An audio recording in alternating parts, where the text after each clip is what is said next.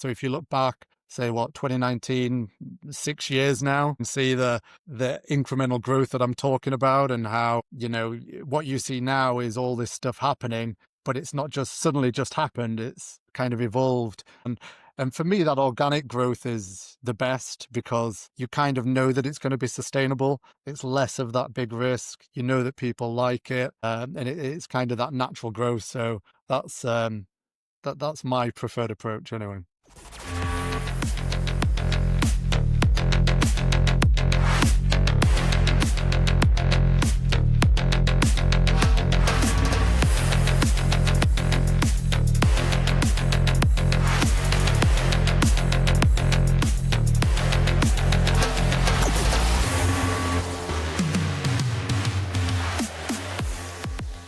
Hey guys, welcome back to the CEO Strength Coach. I'm your host, Ron McKeefery, and just blown away by all the positive support of the show. Thanks so much for that. For those that are new, please like, subscribe, share, just continue to spread this message. Also want to thank our partners, Rock Daisy Play and Output, for all their support. Please make sure you reach out to them and let them know. And if you're interested in any of those products, feel free to reach out to me and I'm happy to connect you there. Today's guest, Andrew Langford, is the co-founder of the International University Strength and Conditioning Association, better known as the IUSCA. What started as a small initiative has grown into a globally recognized organization offering education, certifications, and community for strength and conditioning coaches around the world. We're going to talk about the origin story of the IUSCA, how they built a global brand, and the systems that Andrew put into place while still staying true to the mission. So Andrew, before I ask you what kind of inspired you about to start the IUSCA and the gap that you were trying to fill, I first got to ask about this Jordan collection behind you. Yep. Is this? I'm blocking it. I'm blocking the good stuff. It's awesome, man. I know you played college basketball, obviously, and I'm sure Jordan was. I don't think there's a debate on who you think is the best, right? Yeah, I mean, it's there's definitely no debate on that. I think you look at everything he achieved and the mindset and the competitiveness. I don't think anyone comes close in the total package. I don't think anyone comes. No, I didn't know this about you, man. I'm a collector at heart too, so I think that's really cool. Yeah, well, I actually it kind of happened by accident in a way, because I just growing up loving basketball, I'd always get a lot of Jordan shoes, Jordan things whenever I could, and in the UK at that time, nobody had it. Like, it wasn't a thing. You couldn't even get it anywhere. Now it's super, super popular. Everyone does it. So I used to wear Jordan stuff to school. No one knew what it was. People would make fun of me. But a lot of them I just kept in boxes. So I'd never even worn them. I just had them. And then I've realized lately that some of them are super valuable. So I figured I'd start a display somewhere. I love it, man. That's great. Well, like I mentioned at the beginning, one of the biggest things that I respect about you and the relationship that we formed the last couple of years is I'm a big fan of people that be the change that they want to see in the world, and I know you and your partner, you guys created this organization for nothing because you saw a need for that. But talk a little bit about, the inspiration for starting it and, what was the specific gap that you saw that needed to be addressed?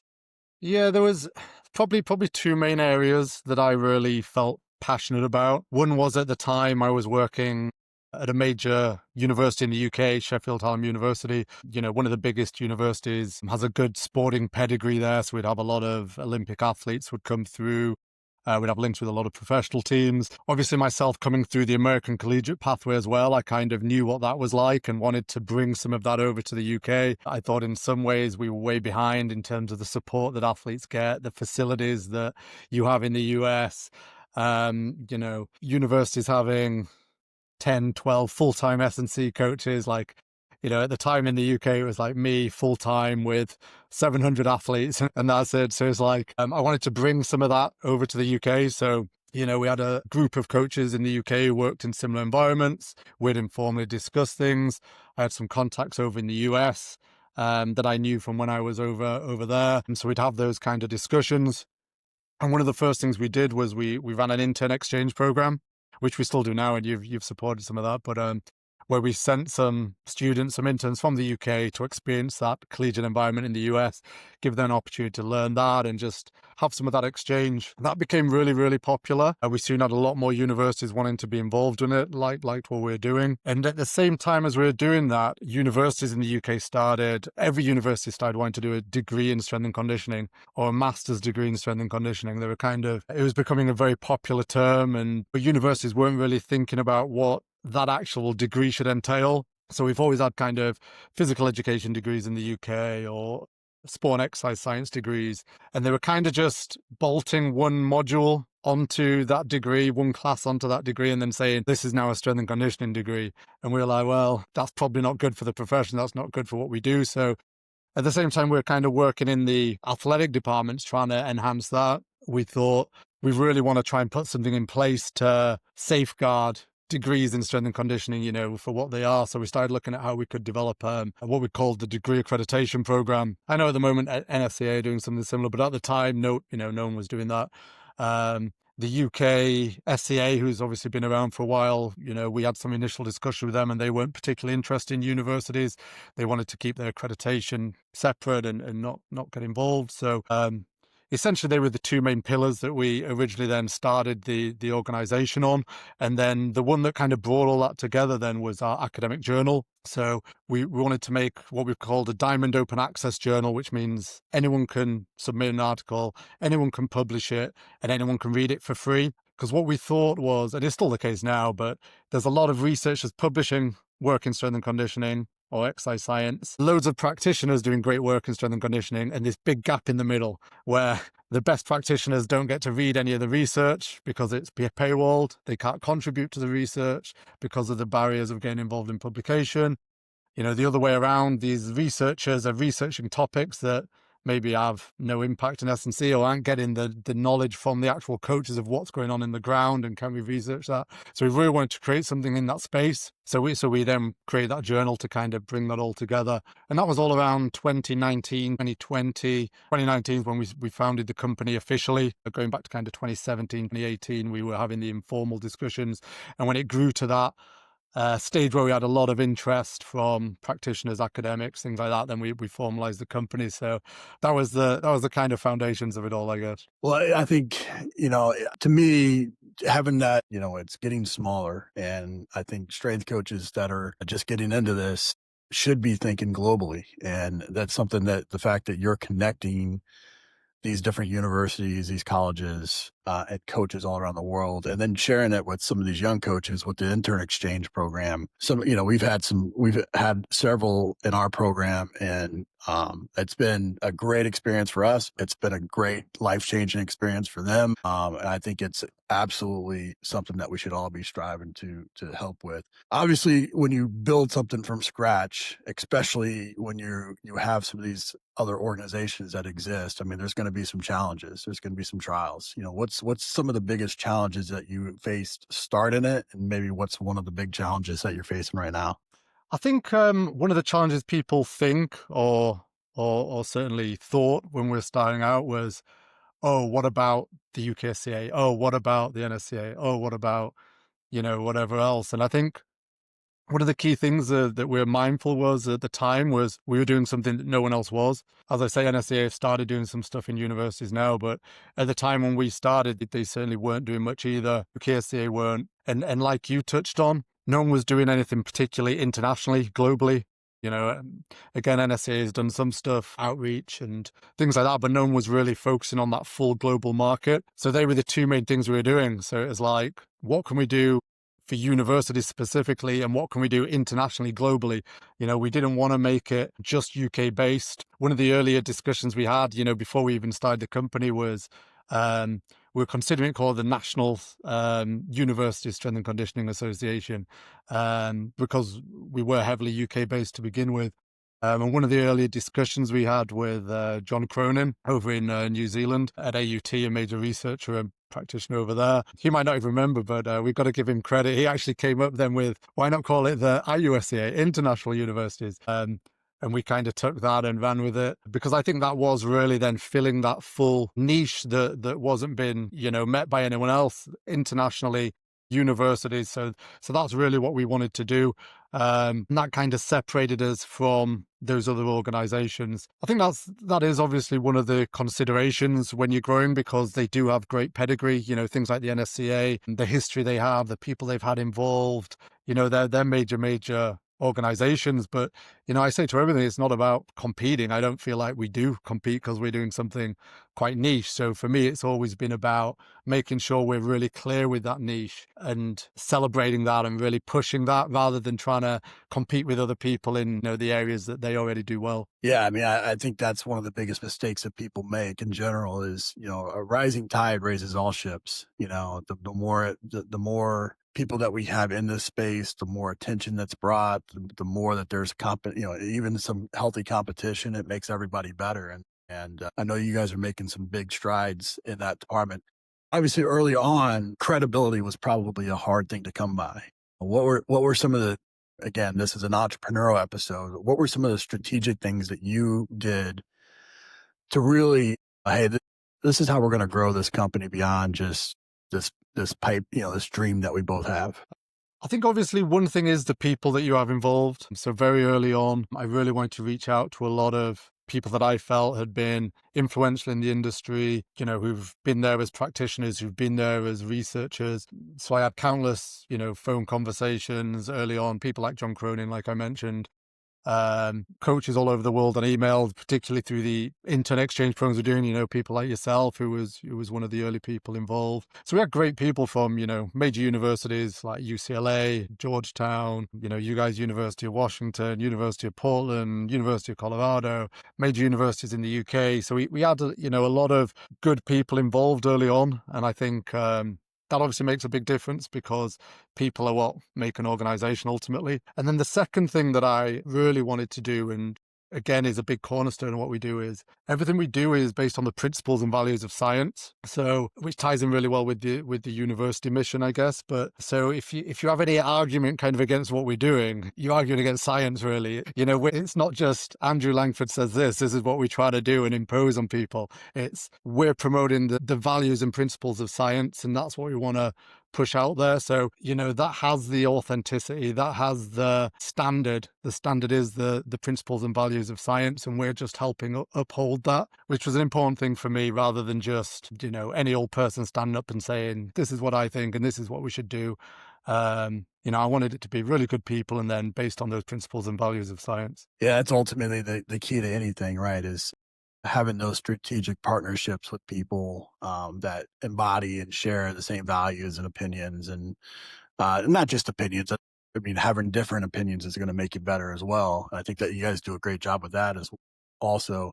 You've grown this now to where, I mean, you have courses, publications, events, certifications. When you looked at all those things as possibilities, what was the roadmap? Like, what did you think needed to happen first to kind of maybe set up the next thing? Yeah, I think we had this discussion when I picked you up from the airport, and No. I drove you back. But I've realized I have quite a naturally strategic brain. So like trying to explain it to people is quite challenging. But like whenever I see a possibility, I instantly can see tons and tons of pathways, avenues, what might work, what might not work. And it's this like instant kind of vision. I actually took a photo of when me and Aidan were originally coming up with some of the ideas. I look back at it actually about 6 months ago or so, and there were so many things that I'd forgotten that we're kind of doing now. And we'd mapped out like of how we'd get university involved, how we'd offer course and certifications embedded within that, how we'd have the journal feeding into it, how we'd have the USA placement exchange program, how we'd have those practitioners involved, how that could grow into events, and that kind of whole network mapped out. I think the challenging thing is the execution of it. The execution of it's the challenging thing. And I think particularly if you are quite creative and entrepreneurial, you probably have a million ideas. And I think you've got to realize that probably not all of them are going to definitely work. And you probably want to protect yourself a little bit from getting pulled in too many directions. So some good early advice I had was from someone who's been very successful in business was, you've got all these great ideas. You've, started a few out that are doing really well. What are the 2 or 3 that are really successful? forget about everything else. Because I was saying, oh, we can, we can do a podcast now. We can do this. We can run these, all these different events and all this different stuff. And it was like, have you maximized those 2 or 3 fundamental things that you want to do, such as the degree accreditation? Has every single university that could possibly get accredited been accredited? With the journal, are you publishing week in, week out with high quality things? With the placements, have you done, maximum number of those? So it's like you have these successful things already. Focus on maximizing those that work before then getting pulled in too many directions. It is a hard balance when like I say, when you're kind of entrepreneurial and quite creative, because you see those pathways and avenues, and it's good to still have that, but you've got to balance that with being strategic about, how to implement it and how to execute it. I couldn't agree with that more. And that was, we're 2 peas in a pod there, putting the car ride from the airport to, what was that, an hour and a half or so. It went by fast, just talking about the entrepreneurship side of this business, and it's something that I'm fascinated by, being able to build something from scratch, which is what you guys essentially did. And obviously knowing what ideas to do. And I think, getting them all out, putting them all out there so what they are, but then focusing on ones and building it out and refining that before you build the next one, I think is definitely the key. And I couldn't agree more with you on that. How do you maintain the quality as you're growing? You're putting on these events now. I came over and spoke at that event, which was phenomenal. I'd highly encourage people to go to that. But like, how do you go about making sure that the speakers that you have, the contributors to the journal, that the people that are coming through the certifications are the level that you're wanting to portray and build upon? Yeah, it's something that I definitely think about a lot, and I think what I've come to believe is that there's 2 ways you can do it. One is you throw a lot of money at it, which a lot of people do in business. And, you can go and get a big bank loan and get funding for things, and then, spend a ton on putting people into specific jobs to do things and tons of money on marketing. Sure, a lot of companies do that really well and succeed, but then probably also a lot of people fail and lose a lot of money doing that. And it's a high risk strategy. What we've done, and what I think sits more naturally with me, is slow incremental growth. So kind of from where you're going, you obviously have your end vision, but that's then broken down into a million different little incremental stages. And then you just figure out what each of those little stages need to be, what speakers we need to get in place for this level of event, what level of advertising or promotion we need for this type of thing, what universities we should target for degree accreditation, what the standards need to be in place, and making sure that we have those standards solidified before we go on and start accrediting universities. Having all of the back end of the journal in place and everything that's required to roll that out before going ahead and doing it. So just being really quite strategic and incremental in how we've kind of developed it. So if you look back, say 2019, 6 years now, you could probably scroll back through our social media and see the incremental growth that I'm talking about, and how, what you see now is all this stuff happening, but it's not just suddenly just happened. It's kind of evolved. And if you look back to this time last year, you'll see it's probably less than it was then, but doing a few things well. Back further still, it was focused on a few more different things and at a lower level. And that's kind of how we've done it.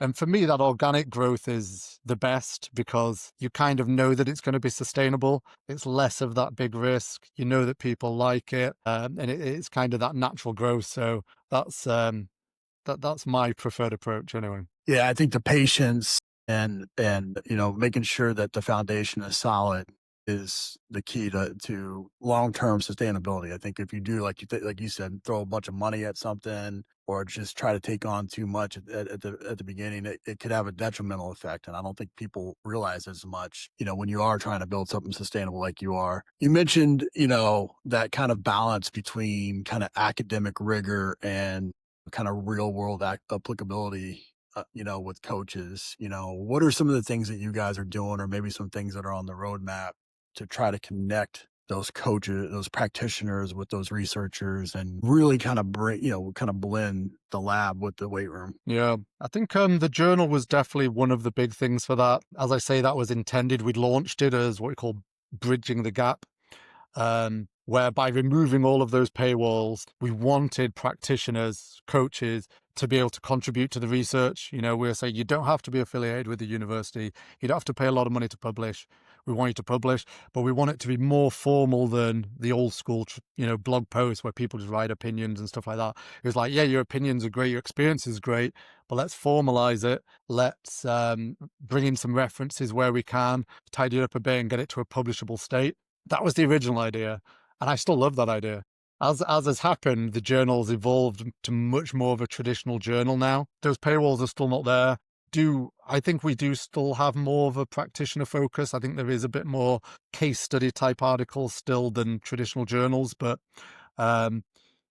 unfortunately for me, it's not quite in that gap that I originally intended. And I don't know a full solution to that. I think it is a challenge because you speak to practitioners who work in the field week in, week out, and they're working 70-hour weeks, and they've got hundreds of athletes to work with and other tasks that they have to do as part of their duties within a team or anything else.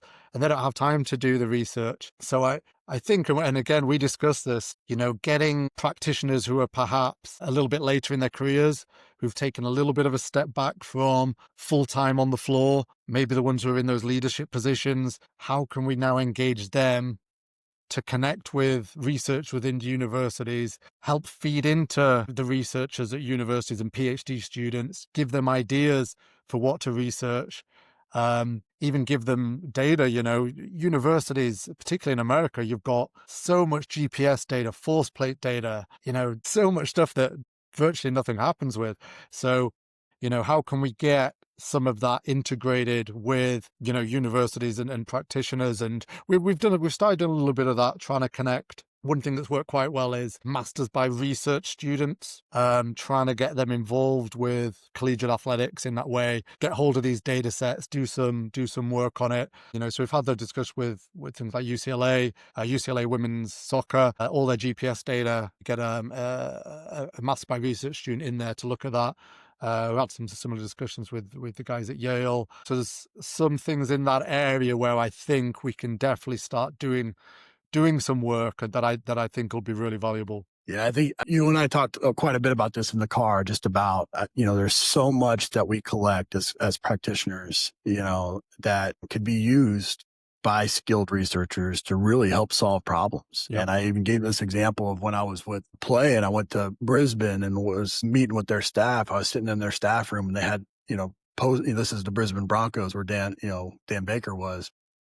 And they had research posters around the room, and I, as somebody that values research, I was like, oh, that's cool. You guys value research. And it's something that's, that's great, and it wasn't, they were like, no, these are actual studies that we've done to try to gain a competitive advantage. And they would take on a PhD student each year to specifically kind of try to solve a problem. And because the traditional approach to publication is 2 to 3 years or so, they in their mind, they were contributing back to the body of work and making the sport better, but they were also a 2 or 3 year advantage in knowing, what some of these interventions might be. Yeah. And that really resonated with me.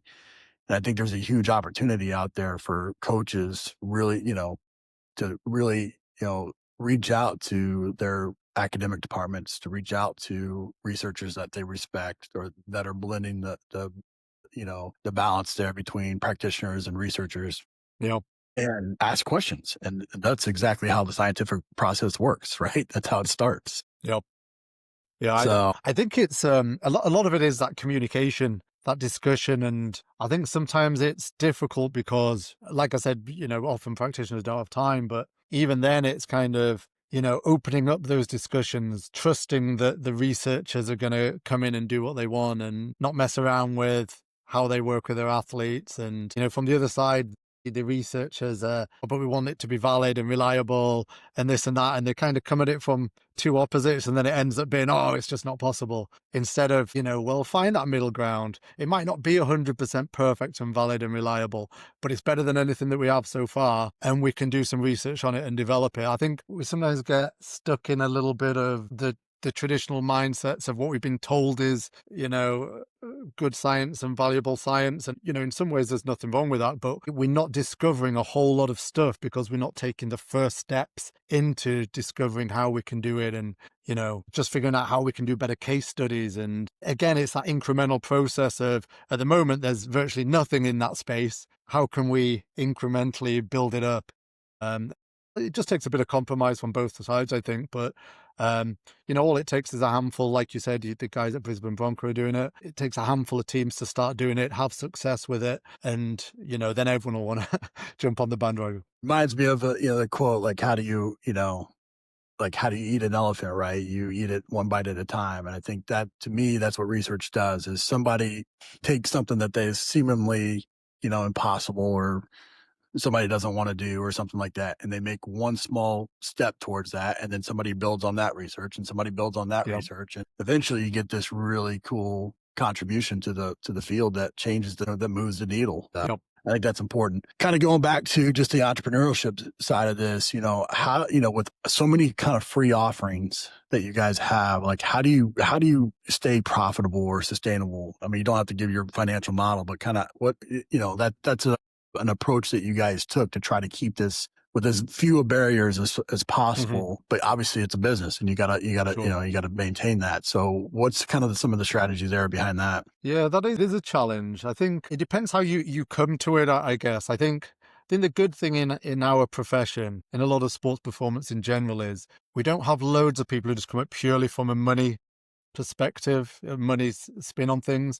I think certainly if you did that, we wouldn't have developed the organization the way it is. But it's set up as a non-profit and with the intention of doing something valuable for the industry. I've always been a believer that if you provide value, people will want to invest in it and support it. And that's kind of what we hoped and what ultimately has happened. So obviously, when we developed the journal, we thought we're doing something good. We thought it would be valuable. We thought people wanted it. Incidentally, that never intended to make any money at all. We just kind of wanted to do that in the space that we've been talking about. But quite early on, we were offered some support by major universities such as Yale, MIT, University of Bath, and so quite a few major universities who were very supportive of what we're doing, challenging the traditional publisher models, where the traditional model, for people who don't know, is researchers or authors spend a lot of time researching and writing research.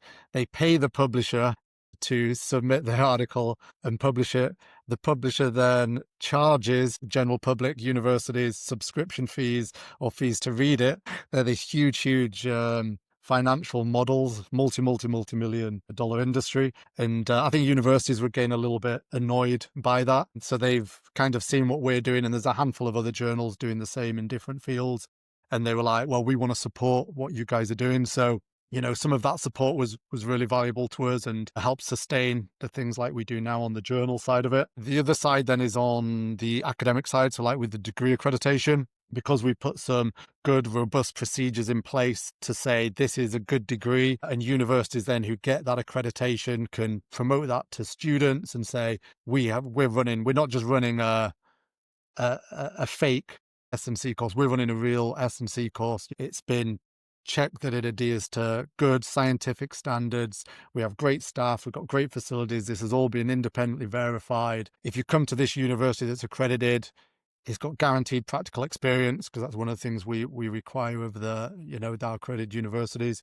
It's got these placement opportunities. It's got additional resources. So they all get access to like our IUSCA video and some short courses that we have. It's got embedded certifications within the degree and at the end of the degree. So when you finish your degree, you actually come out with a certification, and you can get practitioner insurance, so you can work as an S&C coach. So, we developed a really strong accreditation program, and then universities obviously have seen value in that, and then a lot of universities pay to go through that process and support that process. So that's two of the kind of main ways that we've managed to kind of sustain what we do. That's fantastic. Again, I mean, I think it's finding a way. It's just starting with the mission, sticking with the mission, and then finding the way to pull it off. And I think that's what this is all about. What advice would you give a young practitioner, young strength coach who wants to turn a big idea into a sustainable business? What would be your approach? I always struggle with this, because it's like, I feel like And we had this discussion as well. But so much is about personality types, I think, temperaments. For me, that kind of strategic mindset comes quite naturally. So I can kind of see the big picture, but also the incremental steps, and I can kind of see how to get there. For me, what I needed personally was, because I didn't come from a business background, was I needed encouragement and reassurance that, yeah, go for it, do it. And again, from person I mentioned earlier who had a good business background, gave me some of that support. He was like, what's the worst that can happen? Give it a try. Go out there and do it. So sometimes it is just that. I do think it does start with understanding yourself first. I've always been a big believer in kind of personal development, understanding your own traits, your own characteristics, try and understand fairly whether your ideas are good, first and foremost. Get feedback from key people in the field if you can, for proper supportive people who will give you honest feedback, not just tell you everything's great. That's really important, because I think there's so many books and things now that say you can do anything, and if you just try it, you'll achieve it. And I'm not knocking like work ethic and trying, absolutely not. But the problem with it is nobody writes the books of the guys who failed. So for every one person who's had a fantastic idea and succeeded, there's probably thousands of others who failed. So I'm also think you've got to be a little bit realistic. Make sure that your idea is good. If you think it is good and you've got some of that backing and you've got some of that support, then yes, get that confidence, go ahead, get that strategy in place, start doing it.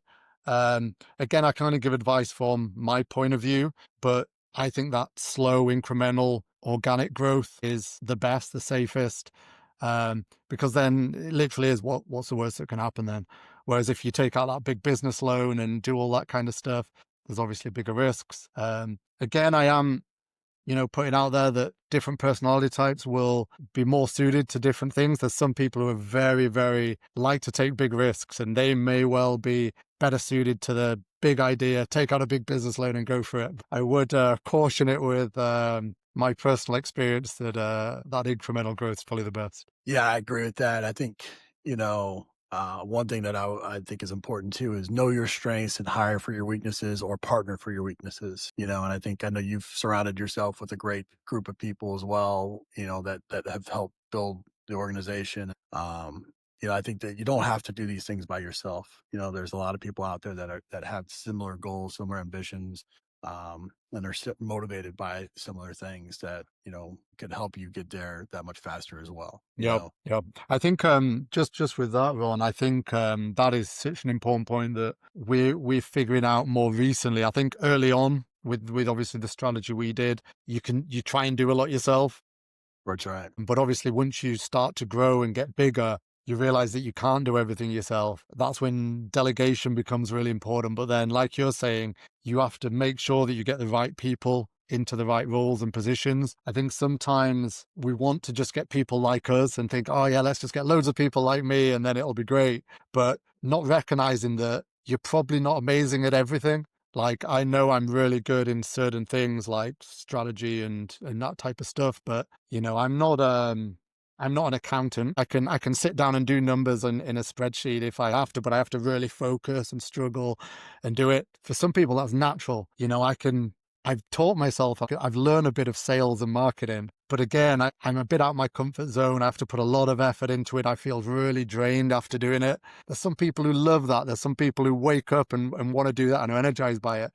So you might as well get them to do those roles when you have the ability to do it. Yeah, couldn't agree more. Where do you see the IUSCA in the next 5 to 10 years, and what kind of role do you see it playing in shaping kind of the global strength and conditioning space? I think continuing on the trajectory, I don't see a major shift in what we're doing. I think, those key areas of developing university athletic departments where we can, and the practitioner pathway that we've developed, and degrees within strength and conditioning, the education side of it. So one thing we're currently working on that you may have seen is our international qualification framework. We recognized quite early on that, some of the organizations who've been around for a long time, done a great job, are very regional. The qualification structure, what they do is very regional. So, the UK one is totally different to the Australia one, totally different to the American one. We wanted to put something in place that recognized the global profession, how interconnected the world is now, and wanted to put a structure in place that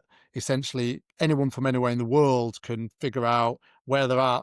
We've got it from level 1 to level 8, which is kind of mapped on the European qualification framework, where level 8 is doctorate level, level 7 master level, level 6 degree level, etc., all the way down to level 1 foundation. And we want to map onto that, and it's a big piece of work we're doing now, what it means for each of those in terms of competencies, skills, knowledge, specifically for S&C at each of those levels. So you can see that anywhere in the world, you can then map onto that jobs, job types, job descriptions for each of those levels, potentially salary bands, salary expectations, things like that, hiring guides, everything can map onto this framework. But then also education, qualifications, certifications. So like within our certification structure, we have a free foundational level 1.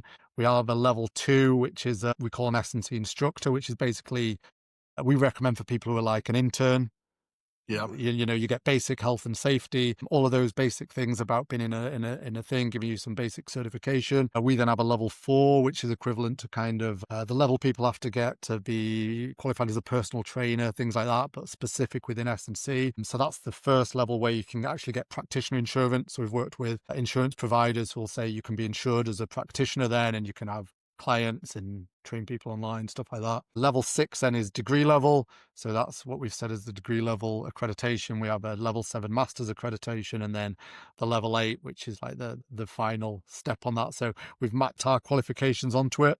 Hopefully then we can map on other qualifications, other certifications around the world. Some of that's relying on other organizations wanting to partner and do something on that, and not seeing it as a competitive type thing, but recognizing that this is actually potentially really good for the industry as a whole and for the profession as a whole globally. So we've done some initial steps on that. The Italian Strength and Conditioning Society has just come on as an accredited organization with us. So their pathway is now accredited through that. The one thing I think that stands out in this is that it's not just, again, Andrew Langford says or IUSCA says, we set up an independent regulatory body to oversee the whole thing. That's got a professor of education as the chair of that and other board members. So we've set the framework and set the standards, but then they oversee it and regulate it. So we can't just turn around and say, oh, no, we don't like you as an organization. We're not going to give you it. It's kind of nothing to do with us then. We've been the forerunner to push it out there and say, this is what's needed as a global profession. But then the independent regulatory body oversee it and make sure it works well. So that's one big thing I hope takes off internationally, and I think from that international global perspective could have the biggest influence in terms of what the IUSCA is able to do, because I think that transparency across borders, worldwide, on education, certification, not just good for our industry itself, but potentially for the impact we have with teams, with clubs in sport, because, sports then worldwide could look at hiring a staff member, look into what level they're going to want, what competencies that should have, what the salary band potentially should be, what certifications that should have, and it's all going to be in one place. And I think for us as a profession moving forward, putting ourselves in the best light, something like that is going to be really valuable, I think. Yeah, I couldn't agree more. I think it's much needed. And like you said, with countries like the Italian Strength and Conditioning Association, I just spoke with them the other day with Frank there. And, they're trying to do the same thing. They're trying to grow it within but to have a framework that they can lean into, that's going to accelerate their growth as well. And I think that's awesome. Man, the other thing, sorry, Ron, I was just going to say, go ahead. The other thing that kind of fits in with that, it comes into the universities that we accredit as well, how we do our degree accreditation, is balancing that role as kind of industry authority and not imposing too much on the profession, which I'm really mindful of as a universities-based organization, because I believe universities should be teaching people how to think. There's obviously things that we do know about the world and the fundamental sciences in physics, chemistry, biology, things like that. But then there's also a lot that we have in S&C where it's not set science. There's exercise selection, programming, periodization. And I think we've got to be very careful as industry authorities not to impose too much, either on universities, what they should teach, or on practitioners, what they should teach or what they should believe. So we've got to get that balance between obviously making sure standards are high, making sure competencies are there, but not enforcing arbitrary or dogmatic ideologies. And I think, the way we approach that is, again, by underpinning the principles and values of science. And if you can make a rationale based on that, then that kind of satisfies us. We don't say you have to do a certain exercise or you have to do a certain periodization model.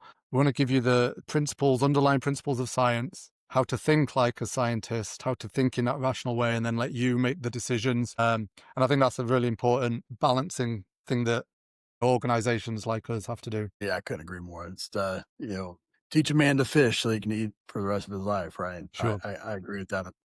Well, we end with just some really quick rapid fire questions here. What's one mistake you often see young strength coaches make? I think going back on that point, to be honest, getting too fixated on one way of coaching or one way of doing things, and perhaps it's, the latest trend they've seen on Instagram or whatever else, and then thinking that's the only way to do something, and not realizing that there's a million ways to probably achieve the same goal, and having that inquisitive mindset of looking at different ways to do things and, learning from different people and things like that. So I think that's one of the key things, staying open-minded. Give me one coach that you'd want to shadow for a week, learn from. Ron McKeefery, of course. Besides old Coach Mac. To be honest, I would love to get over with some of the guys in like Australian rugby, because I think that is some of the different environments that I've not experienced. So I obviously grew up in the UK. I've been involved in high performance sport in the UK, seen what that's like. I've seen the differences then to the US, the cultural differences, the coaching differences. I feel like Australia again is another different ball game. It's another different culture. So I'd love to get over there, experience with some of those guys like you have over with like Brisbane Broncos, stuff like that. So I'd love to do something like that. Yeah, AFL and rugby over in Australia. I probably learned more in a short amount of time there than I had for quite some time. What's a book or resource that you revisited the most in your career? I read quite widely, to be honest. There's few books that I've read, particularly in S&C, over and over. I certainly like a lot of the classics when I was coming up in the profession, the principles of strength and conditioning type stuff. But I've always been read quite widely because I want to get that perspective. So books that were quite influential, like I say, those principal S&C books, fantastic. But I loved reading things like the Mike Boyle books because he comes from such a different perspective and doing things. The book by, sorry, I don't know titles, the book by Paul Gamble, Strength and Conditioning and Team Sports, again, comes from a bit of a different perspective. Really valuable. Some of the resources I used to read coming up through the profession, probably 10 years ago now, but like through the Simply Faster blog, some of the old stuff by Brian Mann, those type of things, I loved a lot of those resources. So I don't particularly reread a whole lot, but I'm constantly reading and learning more. And then I'm always reading, because I have a general interest in general science and biology and evolution, things like that. So I'm always reading those science type books as well. And I think by reading those general science type books, you actually get a lot of insight or stimulates a lot of ideas actually in strength and conditioning, because you're getting a bit of a different perspective than probably what everyone else is reading in S&C. And so I quite like some of that stuff. Yeah, you and I are kindred spirits that way for sure. For people that want to learn more about the IUSCA, where can they go and stay up with you individually as well? So the website, great place to get on, iusca.org. That's got, links to everything, pages for everything. You can read all about it. And that's got a link to the journal website. The journal website is journal.iusca.org. That you can get all the research we publish once a week on a Friday. It's all open access, diamond open access. So go in and check out all of that research on there. Social media, IUSCA, I think it's IUSCA _ or something on Instagram. You'll find us. We post pretty much every day something about news, what we've done, things like that. And we're still on Twitter or X, but it doesn't seem as popular anymore. But yeah, you can find us on all of those. That's great, man. Well, like I said at the beginning, I really have a lot of respect for people that build something from nothing, and what you guys have built in such a short amount of time has been incredible. And I've benefited from it directly with having some great coaches come over and build some really strong relationships with those guys. But I think just seeing the impact that you've made, not only on them, but on being at the event, speaking in leads, I'm seeing the momentum around the organization. I think it's incredible to see and really just appreciate being a part of it and grateful for what you guys are doing. And thank you as well for being involved. I think, organizations like ours, they wouldn't exist without, going back to the very first thing we talked about, wouldn't exist without people like you being involved, being willing to put in time to come and do events like we've done, host the interns that we've done. The people who work on the journal, all the academics that we have, they commit their free time to do the peer review process and be part of the editorial board. And